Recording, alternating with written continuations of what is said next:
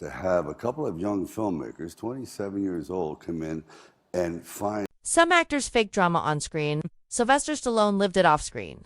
Forget gossip columns. Stallone kept a real-life hit list of actors he couldn't stand.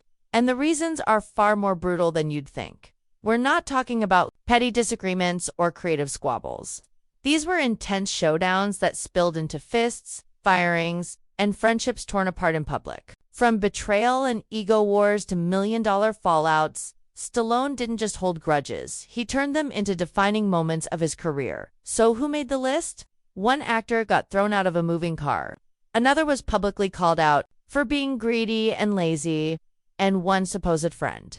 Let's just say the rumors still haven't died. Let's dive into Stallone's most explosive Hollywood feuds and find out what made him snap Richard Gere before they were famous. Sylvester Stallone and Richard Gere found themselves on the same low-budget film set in 1974, The Lords of Flatbush. The movie was gritty, tight-budgeted, and personal for Stallone, who had co-written the script.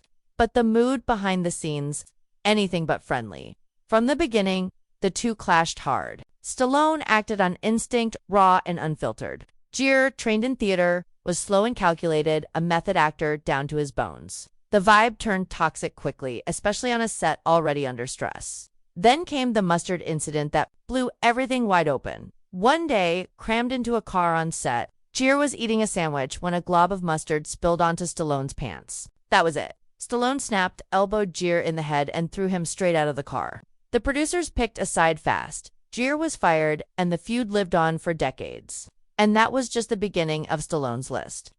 Willis Sylvester Stallone and Bruce Willis weren't just co-stars, they were action royalty. From Rambo to Die Hard, they defined an era of explosive cinema. So when Stallone created The Expendables, bringing old-school legends together, Willis was naturally part of the crew. But by the third film, loyalty took a back seat. Willis demanded $4 million for just 4 days of shooting. No discussion. Compromise. For Stallone, it wasn't just greed, it was betrayal. The vibe of brotherhood the franchise was built on suddenly cracked under the weight of $1 million a day. Willis was dropped, Harrison Ford was brought in, and Stallone didn't hold back, calling Willis greedy and lazy in public. In an industry that thrives on politeness, it was a shot heard around Hollywood. But Stallone was just getting started. The next betrayal, it cut way deeper, and this time it wasn't about money. Eddie Murphy in the 1980s. Stallone and Eddie Murphy weren't just A-list stars, they were actual friends. They laughed, partied, and supported each other in a world full of fake smiles. It was the rare kind of bond that Hollywood usually chews up and spits out. But then Brigitte Nielsen entered the picture. Nielsen, Stallone's wife at the time, had a role in Beverly Hills Cop 2, and rumors started flying. People whispered that she and Murphy were getting too close on set. Whether true or not, perception is poison in Hollywood. And for Stallone, seeing his wife's name linked with his friends in gossip headlines was unbearable. He didn't go through lawyers or PR teams. He called Murphy directly. One blunt question shattered the friendship. What's going on between you and Sasha? Murphy denied everything. But trust was gone, and so was the friendship. Years of loyalty erased by rumors, silence, and a phone call that changed everything. Kirk Douglas by 1982. Stallone was on fire with Rocky under his belt and First Blood on the horizon. He wasn't just acting, he was shaping stories.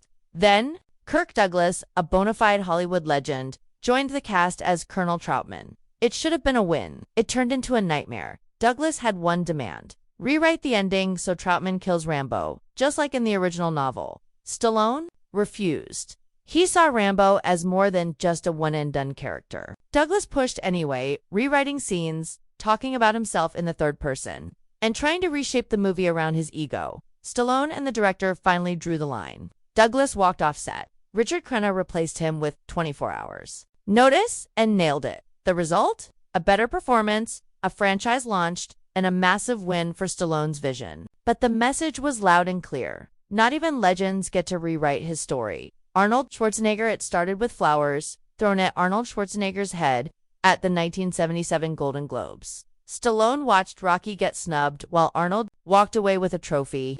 To Stallone, the guy was just a smug bodybuilder with an accent. But that night lit the fuse for a rivalry that would last over a decade. The 80s became their battlefield. Stallone dropped Rambo and Rocky sequels. Arnold answered with Terminator, Predator, and Commando.